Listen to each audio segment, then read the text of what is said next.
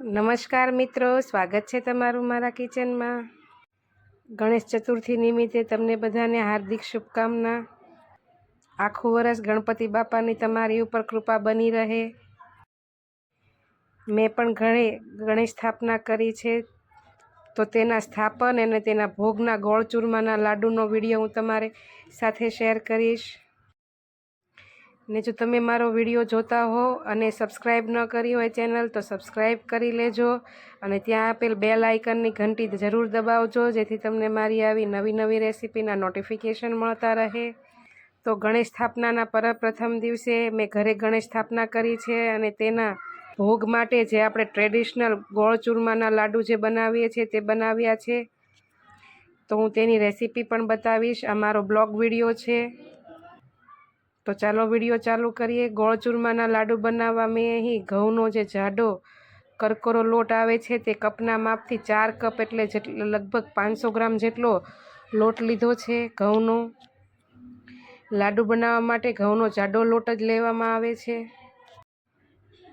તેમાં અડધા કપ જેટલો રવો, જે નોર્મલ આપણે રેગ્યુલર વાપરીએ છીએ તે સૂજી નાખી, અને જે રસોઈયા બનાવે છે તેવા જ લાડુ બનાવવા માટે આપણે તેમાં સૂજી અને કપના ચોથા ભાગ જેટલો ચણાનો બેસન, જે આપણને બજારમાં તૈયાર મળે છે તે નાખ્યો છે।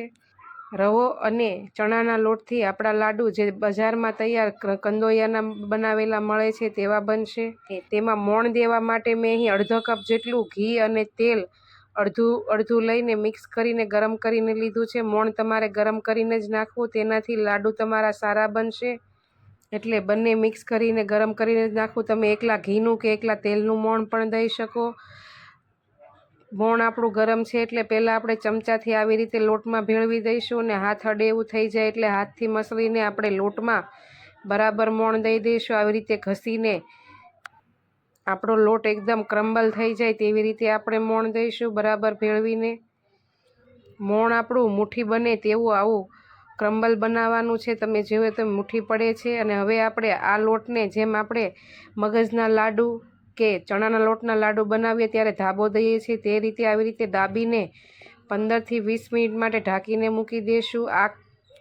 આ રીતે લોટને કરવાથી તમારા લાડુ એકદમ દણીદાર બનશે। મોણ અંદર લોટમાં એબ્ઝોર્બ થઈને લાડુને કણી પડી જશે, એટલે આવી રીતે આપણે કરીશું તો લાડુ સારા બનશે। ધાબો જ્યાં સુધી દેવાઈ જાય ત્યાં સુધી આપણે 2 ચમચી જેટલું એક નાના પેનમાં ઘી ગરમ મૂકીને તેમાં થોડાક ડ્રાયફ્રૂટ શેકી લઈશું। મેં અહીં અડધો કપ જેટલા બદામના ટુકડા લીધા છે, તેને આપણે 2 થી 3 મિનિટ લો ગેસની ફ્લેમ ઉપર ચમચીથી હલાવીને આવી રીતે શેકી લઈશું। અને તેમાં મેં અહીં કપના ચોથા ભાગ જેટલા કાજુ લીધા છે, તેને પણ 30 થી 40 સેકન્ડ સુધી હલાવીને આપણે રોસ્ટ કરી લેવાના છે। અને મેં અડધા કપ જેટલા પિસ્તા લીધા છે, તેને પણ આવી રીતે ધીમે ધીમે હલાવીને રોસ્ટ કરી લેશું। પિસ્તાને રોસ્ટ કરતાં 1 મિનિટ જેટલો સમય લાગશે। બધી ડ્રાયફ્રૂટ્સ આપણે વારાફરતી આવી રીતે રોસ્ટ કરીશું, કારણ કે બધાને રોસ્ટ થતાં અલગ અલગ સમય લાગે છે। એટલે ડ્રાયફ્રૂટ રોસ્ટ થઈ જાય એટલે ગેસની ફ્લેમ બંધ કરીને હવે તેને આપણે એક બાજુ મૂકી દઈશું। આવી રીતે ડ્રાયફ્રૂટ પહેલાં રોસ્ટ કરવાથી જ્યારે આપણે લાડુ બનાવીએ છીએ ત્યારે ડ્રાયફ્રૂટ આપણે તેવા ને તેવા ક્રિસ્પી રહેશે, લાડુ પડ્યા રહેશે। તો પણ 15 થી 20 મિનિટ થઈ જાય એટલે હવે આપણે લોટને જોઈ લઈશું, અને લોટ જે આપણે દાબીને મૂકેલો હતો તેને આપણે ફરીથી બરાબર મિક્સ કરીને હવે તેમાં આપણે થોડું થોડું ગરમ પાણી હુંફાળું એવું નાખીને લોટ બાંધી લઈશું। લોટને આપણે એકદમ કઠણ જ બાંધીશું, ભાખરીનો જે લોટ બાંધ્યો છે તેવી રીતે, અને આવી રીતે મિક્સ કરતા જઈને કઠણ એવો ભાખરીનો લોટ તૈયાર કરી લઈશું। અને હવે તેમાંથી આપણે માપસરના મુઠિયા બનાવવાના છે, એટલે કઠણ જેમ લોટ બાંધીશું તેમ આપણા મુઠિયા પણ સારા બનશે અને લાડુ પણ સારા બનશે। લોટ આપણો બધો બરાબર બંધાઈ જાય એટલે તેમાં આપણે 2 મિનિટ સુધી મસળી લઈશું, એટલે લોટ આપણો સારી એવી કૂણ આવી જાય। ને હવે એમાંથી નાના નાના લુવા લઈને તેના મુઠિયા બનાવી લઈશું। તમે ભાખરી જેમ મોટો રોટલો વણીને તેના ટુકડા કરીને પણ કરી શકો, પણ આપણે ટ્રેડિશનલ રીતે બનાવીએ છીએ એટલે જેમ પહેલાં મુઠિયા બનાવીને તળે તેવી જ રીતે કરીશું। નાનો એવો લુવો હાથમાં લઈ બંને હાથથી આવી રીતે લોટને મસળીને ગોળ ગોળ રોલ કરીને આવી રીતે તેના નાના નાના માપસરના મુઠિયા બનાવીશું। મુઠિયા આપણે નાના અને પતલા અને માપસરના બનાવીશું એટલે તેલમાં જલ્દી ફ્રાય થઈ જાય, અંદરથી કાચા ન રહે।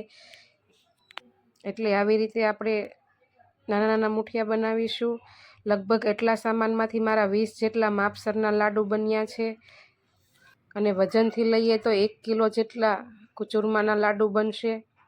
બધા મુઠિયા આપણે આવી રીતે તૈયાર થઈ જાય એટલે હવે તેને આપણે તેલમાં ફ્રાય કરી લઈશું। તેના માટે મેં અહીં પહેલાં જ તેલ ગરમ કરવા મૂકી દીધેલું છે। તેલ ગરમ થાય એટલે મીડિયમ ગેસની ફ્લેમ ઉપર આપણે મુઠિયા તેમાં એડ કરીને તેને ફ્રાય કરી લઈશું। ગેસની ફ્લેમ મીડિયમ ટુ લો રાખવાની છે, હાઈ પણ નહીં અને મીડિયમ પણ નહીં।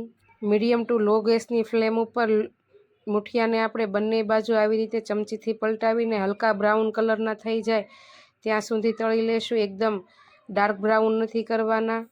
મીડિયમ ટુ લો ગેસની ફ્લેમ ઉપર થોડી તળાતા વાર લાગશે પણ મુઠિયા આપણા અંદરથી કાચા નહીં રહે અને બરાબર ફ્રાય થાય છે। હલકો બ્રાઉન કલર થઈ જાય એટલે હવે તેને આપણે ઝારાથી બહાર લઈ લઈશું અને આવી જ રીતે બીજા બધા મુઠિયા પણ તળી લઈશું। જો તમે આવી રીતે રવો અને બેસન નાખીને કે આવી રીતે મોણ દઈને ક્યારેય મુઠિયા ન બનાવ્યા હોય તો એકવાર જરૂરથી ટ્રાય કરજો। તમારા મુઠિયા જે રસોઈયા બનાવે છે તેવા જ સ્વાદિષ્ટ અને સરસ બનશે। હવે બાકીના વધેલા મુઠિયા પણ આપણે આવી જ રીતે હલકા બ્રાઉન કલરના થઈ જાય ત્યાં સુધી બે બાજુ ફેરવીને તળી લઈશું। મુઠિયા આપણા ગરમ હોય ત્યારે આવી રીતે તેના ટુકડા કરીને આપણે થોડા એવા ઠરવા દઈશું અને થોડા ઠરે એટલે થોડા ગરમ હોય એવા મુઠિયાનો જ આપણે તેનો મિક્સરમાં ક્રશ કરીને તેનો ભૂકો કરી લેવાનો છે। તમે ટ્રેડિશનલ રીતે પહેલાં જેમ ચારણામાં ક્રશ કરતા તેમ પણ કરી શકો। મેં અહીં મિક્સરમાં ગ્રાઇન્ડ કર્યા છે। મુઠિયાને આવી રીતે આપણે નાના નાના ટુકડા કરીને તેમાંથી વરાળ નીકળી જાય તેવું કરી લેશું, પણ હલકા એવા ગરમ હોય ત્યાં જ તેનું ચૂરમું કરી લેવાનું છે। મુઠિયાના ટુકડા થોડા ઠરે એટલે આવી રીતે મોટા ચટણી જારમાં આપણે થોડા થોડા ટુકડા નાખીને તેનું ચૂરમું બનાવી લેશું ને મિક્સરને આપણે 4 થી 5 વખત ચાલુ બંધ કરીને આવી રીતે કરીશું એટલે તેનું ચૂરમું પણ અસલ બની જશે। તમે જુઓ તેમ એકદમ લોટ જેવું થઈ ગયું છે અને હવે બાકીના વધેલા મુઠિયાને પણ આપણે આવી જ રીતે ચૂરમું કરી લેવાનું છે। આપણે ઘણા લોકો ભાખરી શેકીને પણ આવી રીતે ચૂરમું કરે છે, પણ તેના કરતાં આ રીતે જો તમે મુઠિયા કરીને ચૂરમું કરશો તો લાડવા તમારા ખાવામાં અને બંને રીતે સ્વાદિષ્ટ બનશે। ચૂરમું તૈયાર થઈ જાય એટલે હવે તેમાં આપણે ગોળ ગરમ કરીને નાખવાની તૈયારી કરી લેશું। તે પહેલાં જે આપણે ડ્રાયફ્રૂટ જે શેકીને રાખ્યા હતા તે આપણે આ ચૂરમામાં નાખીને મિક્સ કરી લઈશું એટલે હવે જ્યારે આપણે ઉપરથી ગોળ ગરમ કરીને નાખીએ ત્યારે ડ્રાયફ્રૂટ અંદર બરાબર ફરી શેકાઈ જાય અને ક્રિસ્પી રહે અને ડ્રાયફ્રૂટ લોટમાં બરાબર મિક્સ થઈ જાય।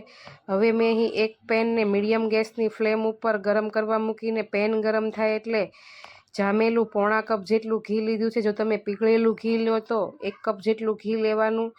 આટલા લોટમાં આ ઘીનું માપ બરોબર છે અને તેમાં મેં 1/2 કપ જેટલો છીણેલો ગોળ લીધો છે, જે ઘરનો દેશી ગોળ આવે છે તે। ઘણા લોકો ખાંડમાં પણ લાડુ બનાવે છે, પણ ખાંડ કરતાં ગોળના લાડુ સ્વાસ્થ્ય માટે પણ સારા અને ખાવામાં પણ સારા લાગશે અને બાળકો ગમે એટલા ખાશે તો પણ નડશે નહીં, એટલે બને ત્યાં સુધી ગોળમાં જ લાડુ બનાવવા। મીડિયમ ગેસની ફ્લેમ ઉપર આપણે ઘીમાં ગોળને ગરમ થવા દઈશું। ગોળ ગરમ થાય એટલે પીગળીને ઘીને ગોળ બંને એકરસ થઈ જશે અને લગભગ મીડિયમ ગેસની ફ્લેમ ઉપર 5 મિનિટ સુધી તમે ગોળને આવી રીતે ગરમ થવા દેશો એટલે અંદર ગોળ ગરમ થઈને ઝીણા ઝીણા બબલ્સ આવવા માંડશે। બબલ્સ આવવા માંડે અને થોડોક ગોળનો કલર ફરી જાય એટલે તેમાં મેં અહીં 3 થી 4 ચમચી જેટલી ખાંડ એડ કરી છે। આવી રીતે ખાંડ નાખવાથી ચૂરમાના લાડુ તમારા ભાંગશે નહીં, 3 થી 4 દિવસ પડ્યા રહેશે તો પણ એવા ને એવા રહેશે। ઘણા લોકો મુઠિયાનો લોટ બાંધતી વખતે દૂધનો ઉપયોગ કરે છે, પણ તેનાથી ચૂરમાના લાડુ આપણા 2-3 દિવસ સારા નથી રહેતા, એટલે મેં અહીં દૂધ નથી એડ કર્યું। દૂધ એડ કરવાથી લાડુ ઝાઝા દિવસ સારા નહીં રહે। ગોળમાં આવી રીતે બબલ્સ આવવા માંડે એટલે આપણો ગોળ તૈયાર થઈ ગયો છે લાડુ બનાવવા। હવે ગેસની ફ્લેમ બંધ કરીને જે આપણે ચૂરમું તૈયાર કર્યું હતું તેની ઉપર આપણે તેને રેડી દઈશું આવી રીતે।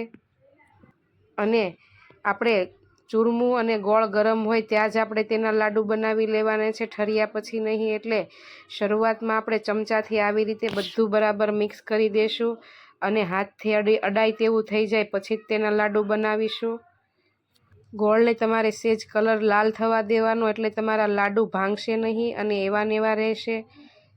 અને ગરમ ગોળમાં જ તે લોટને ચૂરમુંને આવી રીતે બરાબર મિક્સ કરીને હવે હાથથી આપણે અડાય એવું થઈ જાય એટલે તેના લાડુ બનાવી લેશું।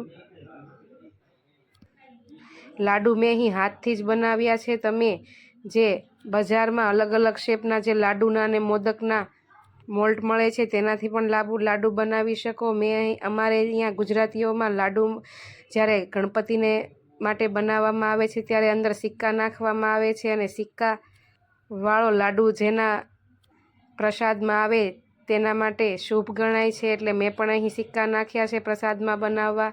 અને પછી હવે ગરમ જ ચૂરમું હોય ત્યાં આવી રીતે હાથથી હથેળી વચ્ચે ચૂરમાનો થોડોક ભાગ લઈ અને આવી રીતે આપણે ગોળ શેપ આપી દઈશું। મેં અહીં હાથથી જ ટ્રેડિશનલ રીતે લાડુ બનાવ્યા છે, તમે મોલ્ડથી પણ બનાવી શકો।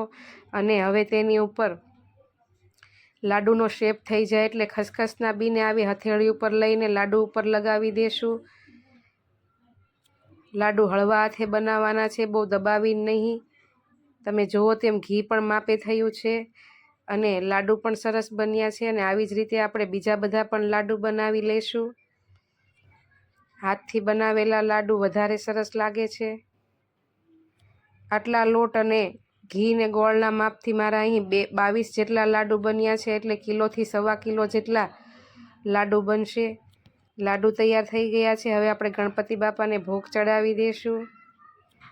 તમે મારી વિડીયો જોતા હો તો કેવી લાગી તે કોમેન્ટમાં જરૂર કહેજો, અને ગમતી હોય તો લાઈક ને શેર જરૂરથી કરજો।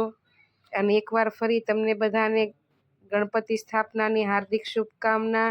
આ વર્ષ ગણપતિ સ્થાપનાની તમને બધાને હાર્દિક શુભકામના। આખું વર્ષ તમારું સુખ સમૃદ્ધિથી ભરાઈ રહે।